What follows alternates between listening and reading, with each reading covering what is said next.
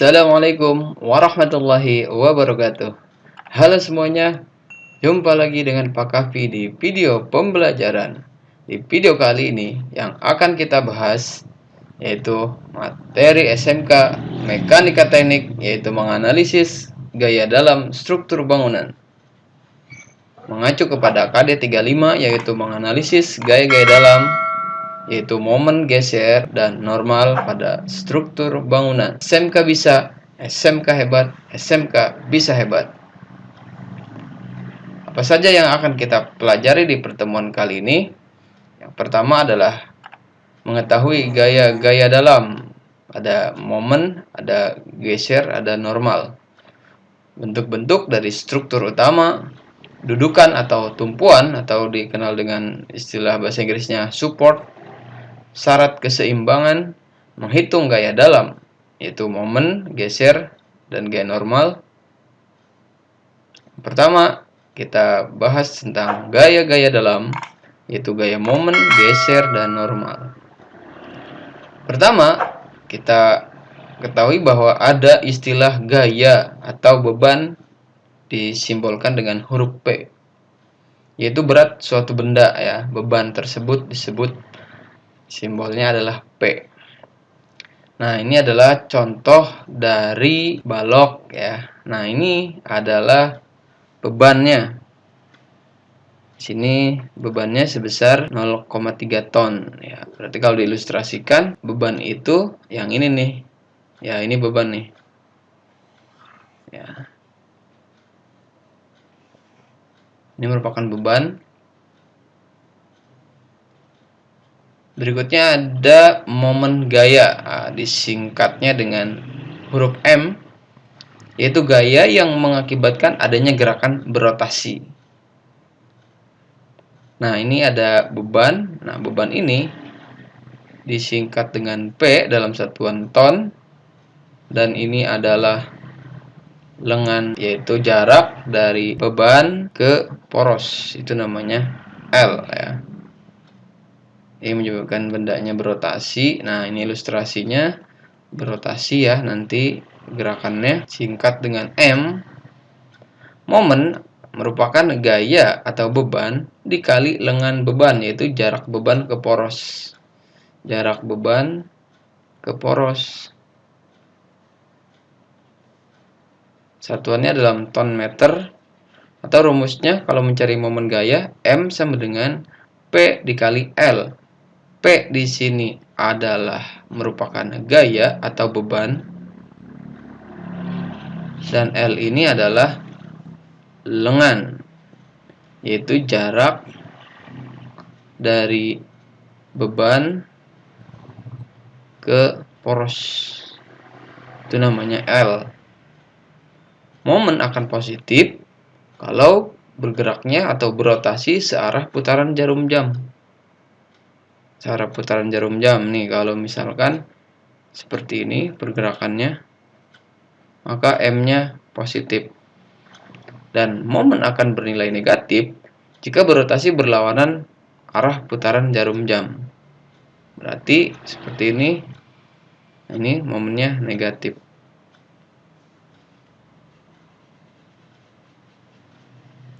Berikutnya ada istilah gaya geser, disingkat atau disimbolkan dengan huruf D. Merupakan gaya yang bekerja tegak lurus sumbu lintang. Ini sudah ada di pertemuan sebelumnya. Silakan kalian pelajari pertemuan sebelumnya tentang gaya geser atau gaya lintang. Misalkan ini sebuah balok. Ini sumbunya ya, seperti ini nih sumbu nih. Nah, ini namanya tegak lurus dengan sumbu, maka ini disebut gaya geser. Atau kalau misalkan baloknya seperti ini, nah sumbunya berarti sekarang seperti ini. Nah, ini adalah gaya gesernya. Nah, kalau diilustrasikan seperti ini, mana yang disebut gaya geser?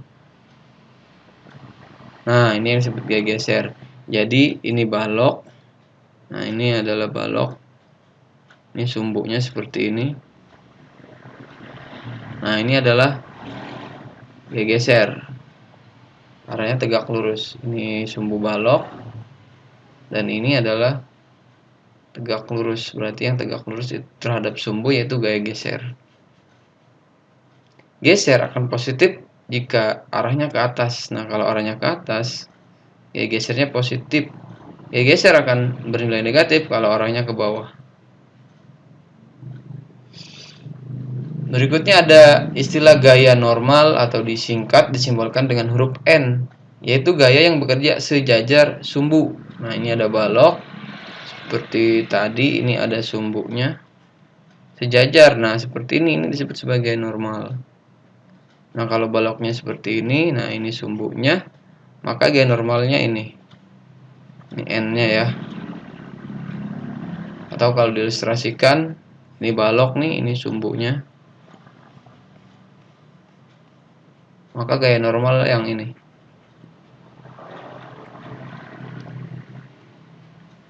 Gaya normal akan positif jika arahnya ke kanan. Nah, kalau ke kanan, arahnya positif. Dan kalau ke kiri, maka gaya normalnya bernilai negatif. Contoh soal. Hitunglah momen gaya normal dan gaya geser pada contoh soal berikut. Nah, kita ketahui di sini ada beban nih, bebannya 2 ton, maka bisa kita tulis diketahui bebannya kita simbolkan dengan P adalah 2 ton. Dan ini adalah lengan beban, artinya jarak dari beban ke poros itu 4 meter ya. Ini kita langsung tulis L-nya yaitu 4 meter. Pertanyaannya, hitunglah momen. Nah, dalam menghitung momen, kalian harus mengetahui langkah-langkahnya. Langkah yang pertama untuk menghitung momen, kalian tentukan dulu arahnya. Arah momennya apakah negatif ataukah positif.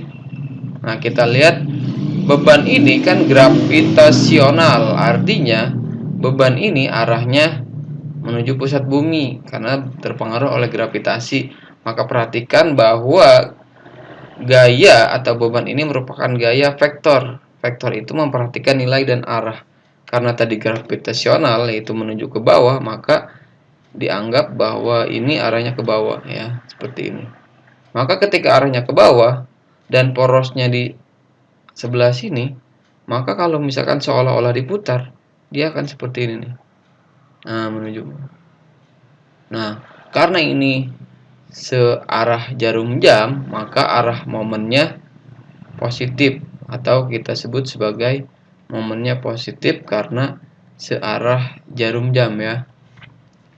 Nah, setelah kalian bisa menentukan arahnya, berikutnya kalian gunakan rumus momen. M sama dengan P atau beban dikali lengan beban, yaitu jarak dari beban ke poros. P-nya 2 ton dan lengannya 4 meter.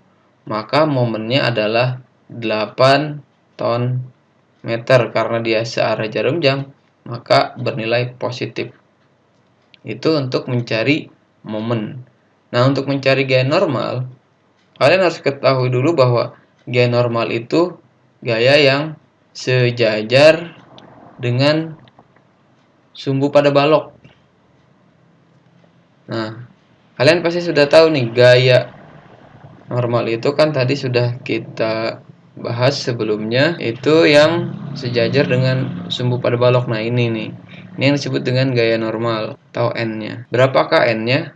Karena N-nya di sini bernilai 0, tidak ada gaya atau beban yang searah dengan gaya normal ya. Maka N-nya kita sebut sebagai 0. Berikutnya kalau kita mencari gaya geser atau D, gaya geser itu tadi adalah gaya yang tegak lurus dengan sumbu pada balok. Nah, ini berarti nih yang tegak lurus. Nah, berarti untuk mencari gaya geser ini sama seperti dengan beban ya. Maka besarnya untuk gaya geser adalah 2 ton. Sekarang kita ke bentuk-bentuk struktur utama. Struktur utama itu kan terdiri dari komponen yang membentang atau horizontal atau kita sebut sebagai komponen balok, dan komponen yang tegak atau vertikal kita sebut sebagai kolom. Komponen yang membentang berupa balok atau dalam bahasa Inggrisnya beam atau rangka batang, dalam bahasa Inggris truss. Balok sendiri merupakan gelagar tunggal yang menerima beban lentur atau momen lentur. Rangka batang merupakan rangkaian batang tunggal yang disusun agar batang tidak menahan momen. Berikutnya ada rangka kaku atau framework. Nah, apa saja bentuk-bentuk struktur utama? Ini disebut sebagai balok cancel atau cantilever ya. Yang ini nih, ini yang A. Balok cantilever. Berikutnya ada balok dua tumpuan. Nah, ini balok dua tumpuan. Nah, ini yang B. Ini tumpuannya ada dua. Berikutnya ada rangka batang. Yang C, nih rangka batang. Berikutnya yang D ada rangka kaku. Ya, ini seperti ini. Yang D rangka kaku bentuknya atau ilustrasi gambarnya. Dan yang kelima ada rangka tiga sendi. Ya, ini ilustrasi gambarnya. Sekarang kita ke balok yang pertama, yaitu balok cancel. Yaitu struktur balok melayang yang hanya ditumpu oleh satu sisi saja. Disebut juga sebagai balok cantilever. Ini contoh gambarnya. Nah, ditumpu oleh satu sisi saja. Ini sisinya yang ini.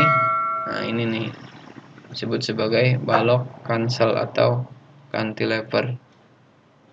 Berikutnya balok dua tumpuan. Nah, ini baloknya, ilustrasinya. Ini tumpuan pertama, ini tumpuan kedua. Jadi dia ada dua tumpuan ya. Berikutnya ada rangka batang. Nah, ini dia juga sebenarnya dua tumpuan, tetapi di atasnya ada ini komponen elemennya, itu kita sebut sebagai rangka batang. Berikutnya ada rangka kaku. Nah, seperti ini contohnya rangka kaku. Ada rangka tiga sendi. Nah, seperti ini ya, ada tiga sendi ini. 1, 2, 3. Selanjutnya kita pelajari tentang dudukan atau tumpuan ya, dalam bahasa Inggrisnya support. Dudukan yang pertama ada dudukan jepit kaku tunggal. Nah, gambarnya seperti ini nih. Ya, ini ilustrasinya.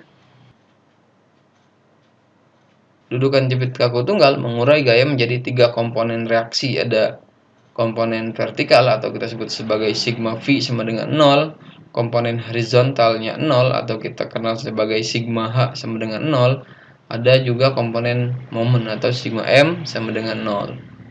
Nah, ini ilustrasinya. Ada komponen vertikal, komponen horizontal, dan komponen momen. Berikutnya dudukan ganda untuk balok ya. Ada dua jenis, ada dudukan sendi atau engsel, ada dudukan gelinding atau roll. Ini contoh dudukan sendi atau engsel. Ini adalah ilustrasinya. Ini ada dudukan gelinding atau roll. Ini ilustrasinya ya.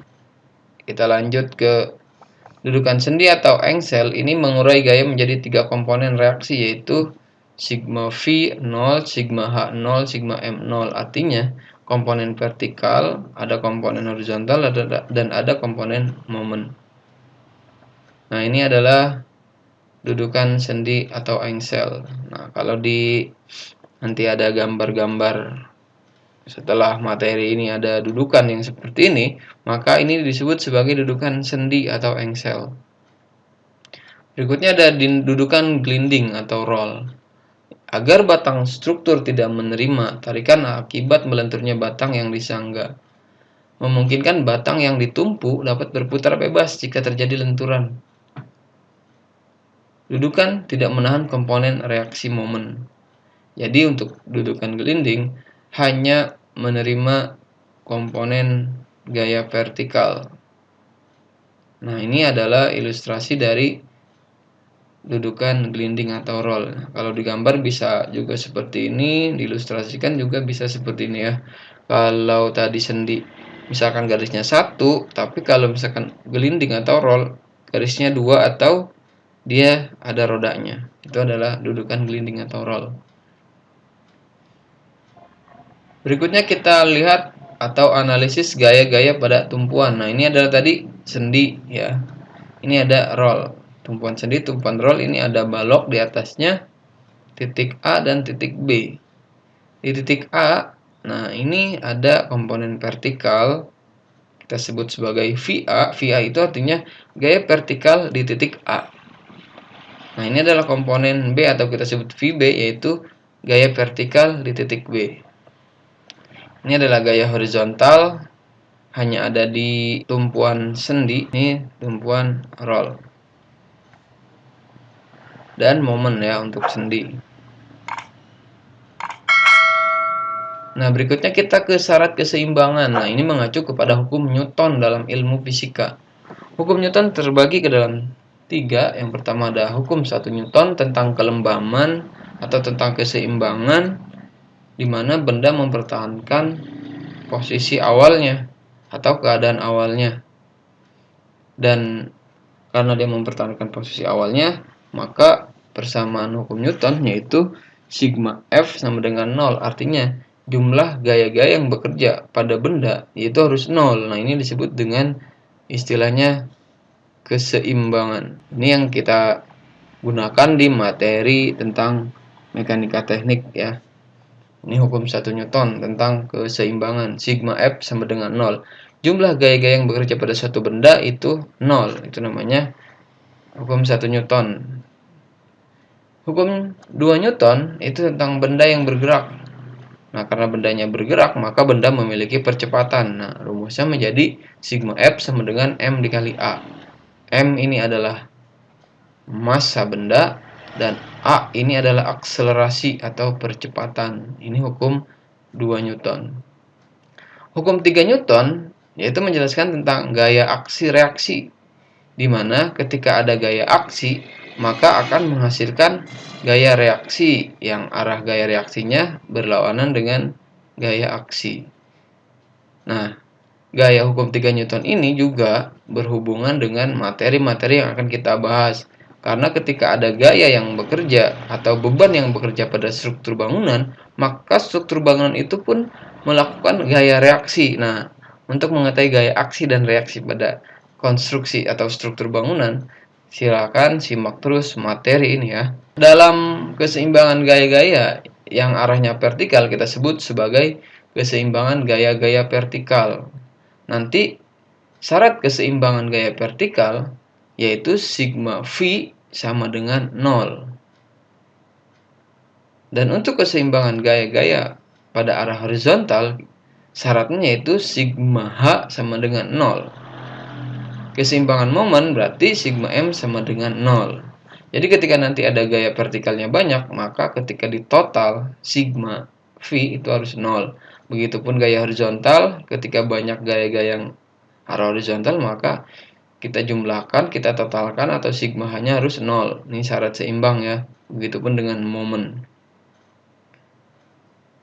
Nah, sekarang masuk ke materi inti, yaitu kita akan menghitung gaya-gaya dalam. Ada gaya geser, ada gaya normal, ada gaya momen pada balok satu tumpuan ya. Contoh.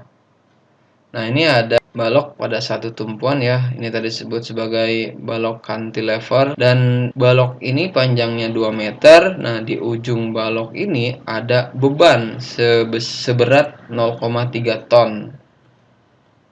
Maka kita ketahui dulu bahwa ada beban atau P sama dengan 0,3 ton. Panjang baloknya yaitu diukur dari beban ke tumpuan jepitnya yaitu 2 meter. Maka biasanya ditanyakan yang pertama adalah gaya vertikal atau VA-nya. Gaya-gaya horizontal atau HA, gaya momen gaya atau MA, dan gaya geser DA dan DB, dan gaya normalnya. Jadi gaya-gaya ini nih yang akan kita cari atau yang kita hitung. Nah, ini disebut sebagai Ini sebagai bebannya, yaitu P-nya 0,3 ton dan panjang baloknya yaitu 2 meter. Dan yang akan kita hitung adalah yang ini nih. Nah, yang tanda panah merah yaitu gaya vertikal di titik A atau disebut sebagai VA. Syarat keseimbangan untuk gaya-gaya vertikal yaitu sigma V harus sama dengan 0. Nah, mana aja gaya-gaya yang vertikal? Nah, ini gaya vertikal nih, vertikal itu yang tegak. Nah, kan? Berarti ada P dan ada VA. Nah, ini yang disebut sebagai gaya-gaya vertikal. Sigma V-nya 0. Dan dalam gaya vertikal, kalau ke atas positif, yang ke bawah negatif. Perhatikan arahnya ya. Nah, di sini VA positif karena arahnya ke atas. Dan VB atau P ini kita sebut sebagai gaya vertikal di B ya. VB-nya minus karena dia ke bawah. Nah, jadi kalau ditanya sigma V sama dengan 0, kita perhatikan arah V. VA karena ke atas maka dia positif, VB karena ke bawah dia negatif VB. Tetap tulis sama dengan 0 ya, ikuti format dari rumus di atas. Berikutnya karena yang ditanya VA, maka VA-nya tulis tetap VA. VB-nya atau gaya vertikal di B dalam hal ini adalah beban atau P. Nah, jadi si VB ini sebenarnya si P ya, beban. Maka bisa kita tulis VA min P sama dengan 0. Nah, VA sama dengan P. Jadi min P kalau pindah ruas, ini jadi positif P.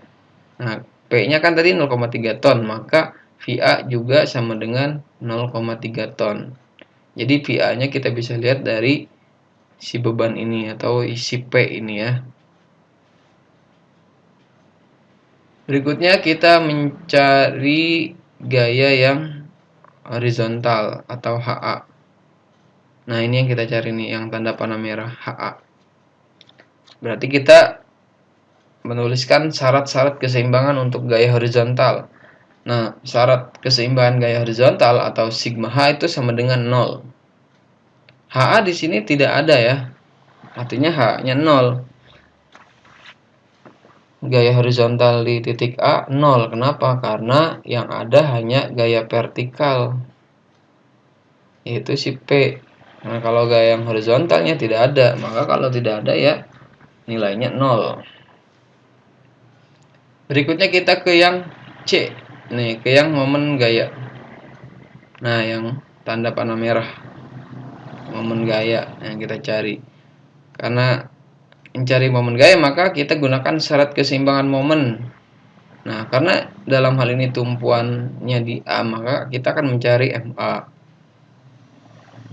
Nah, kita gunakan syarat keseimbangan momen yaitu sigma M sama dengan 0. Nah, kita perhatikan bahwa beban ini arahnya ke bawah. Nah, maka porosnya di sini kita seolah-olah akan kita putar dari beban menuju poros. Karena bebannya ke bawah, maka kita mutarnya dari arah bawah mendekati poros. Nah, jadi seolah-olah jika berotasi ini akan searah jarum jam. Searah jarum jam, maka nanti momennya positif. Nah, momen kita urai dulu, sigma M sama dengan momen A ditambah momen B sama dengan 0. Momen A. Nah, kenapa momen B di sini positif? Karena di titik B kalau kita putar dari arah beban yang ke bawah diputar terhadap poros, maka momen B itu positif. Maka di sini MA tambah MB sama dengan 0. Nah, MB-nya kita urai. Kan momen itu gaya atau beban dikali lengan atau dikali jarak. Jadi momen itu sama dengan gaya dikali jarak kalau dalam fisika ya. Gaya dalam hal ini adalah P atau beban dan jarak adalah L. Maka si MB ini kalau diurai P dikali L. Kita tulis lagi, P-nya atau bebannya 0,3, L-nya adalah 2 meter. Maka MA sama dengan MA ditambah 0,3 kali 2 yaitu 0,6 sama dengan 0. Maka MA-nya sama dengan min 6-nya pindah positif jadi negatif. Maka momen di titik A yaitu 0,6. Tanda negatif ini artinya momen di titik A berlawanan arah putaran jarum jam. Sekarang kita cari yang gaya geser. Nah, ini yang kita cari nih. Gaya geser atau kita sebut sebagai DA. Dan juga yang ini DB ini ya. Gaya geser atau gaya lintang disingkatnya dengan DA, itu gaya geser di A, dan DB gaya geser di B. Nah, karena dia sama seperti gaya vertikal di A, maka DA sama dengan DB sama dengan VA, yaitu besarnya 0,3 ton. Dan yang terakhir kita mencari gaya normal. Ini dia N atau gaya normal. Gaya normal berarti di sini 0 ya. Karena gaya horizontal juga tidak ada. Ya, H-nya 0, maka gaya normal sama dengan 0. Karena gaya normal dengan gaya horizontal arahnya sama. Selesai contoh perhitungan gaya-gaya dalam pada balok satu tumpuan. Sekarang silakan latihan soal mandiri, kerjakan soal berikut. Hitunglah gaya-gaya berikut: gaya vertikal, gaya horizontal, momen gaya, gaya geser, dan gaya normal. Kalau misalkan bebannya P-nya 4 ton dan lengan bebannya atau jarak antara beban dengan poros di sini nih itu 3 meter. Tentukan PA, HA, MA, DA, DB, dan N.